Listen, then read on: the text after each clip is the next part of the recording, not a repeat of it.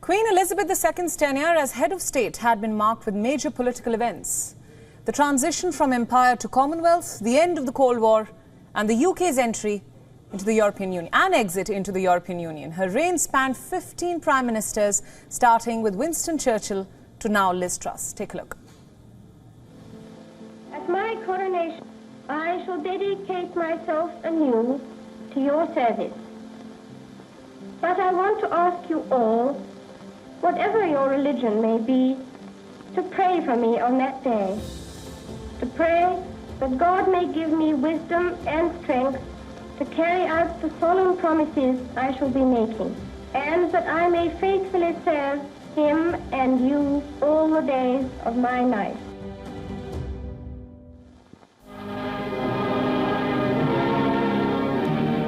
It was a somber morning on the 6th of February 1952, when 25-year-old Elizabeth Windsor acceded to the throne.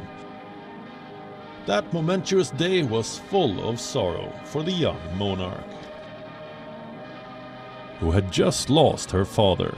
A year later, on the 2nd of June 1953, Elizabeth was crowned the head of state of the UK and 15 other Commonwealth realms, and thus began her royal journey.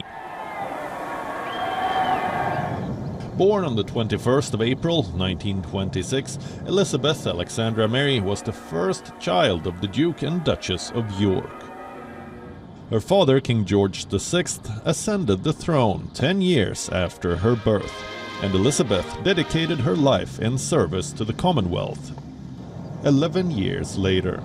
In November 1947, Elizabeth Alexandra Mary married her sweetheart, Prince Philip Mountbatten. The royal couple had 4 children: the Prince of Wales, Prince Charles, the Princess Royal, Princess Anne, Prince Andrew, and the Earl of Wessex, Prince Edward. The Queen acceded to the throne at a time when tea was still carefully being rationed. It was shortly after the economically devastating World War II. Britain soon found a comfortable ground. The economy grew. So did the royal family.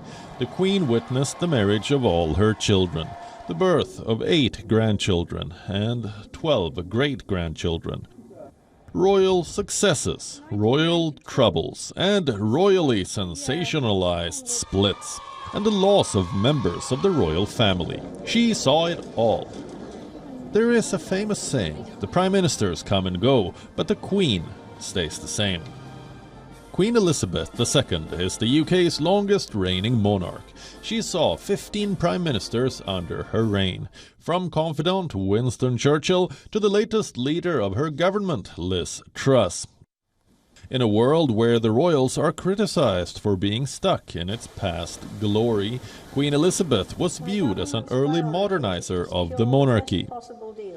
25 years ago, in 1970, she televised a special program with the BBC, based on their everyday lives. the subtle corruption of the city. It was the first time the British public had a window into what royal domestic life looked like.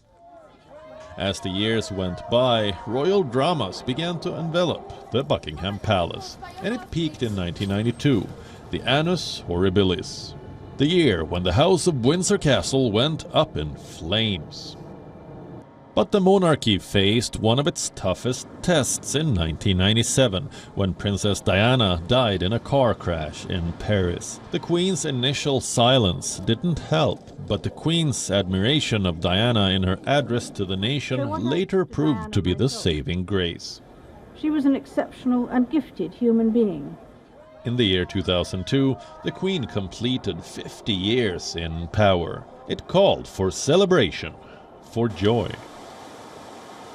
But once again, Elizabeth was grieving the death of her dear ones. The Queen lost her sister in February 2002, followed by the death of her mother a month later. As the years went by, the Queen's choices, her favorites, became a matter of public interest. From the Queen's favorite cake to her especially bred dogs, the Queen and the royal family have been regularly featured in the tabloids. The Queen's reign continued, and so did the troubles and increased scrutiny of the royal family. Prince Andrew, believed by many to be her favorite child, faced allegations of sexual assault and has retreated to the background in recent years. Then came Prince Harry's decision to quit royal duties and move to California with his wife Meghan. It was the beginning of a bitter feud within the House of Windsor. The biggest personal blow came last year when the Queen bid goodbye to her husband, Prince Philip. Around that time, the Queen's health also became a cause of concern. In October last year, the Queen had to spend the night at a London hospital, which led to her not being able to attend the annual Remembrance Sunday service on the 14th of November. She has slowly been retreating from the public eye, with heir to the throne, Prince Charles, filling in for the Crown at major events. My lords and members of the House of Commons. On the 6th of February this year, the Queen celebrated her Platinum Jubilee. There were mega shows and rallies planned around the big day. London was joyous. Britain was celebrating their Queen. Queen Elizabeth, also known as Lilibet by her doting family, was never big on splendor. She also was a stern monarch when it came to business. She took a serious and informed interest in government business. Things can change for the better. Aside from the traditional and ceremonial duties, the Queen spent her final days at her favorite royal residence, the Balmoral Castle. With her passing, it is truly the end of an era. And the big question now is on the survival of the British monarchy. Bureau Report, WION World is One. WION World is One is now available in your country. Download the app now and get all the news updates on the move.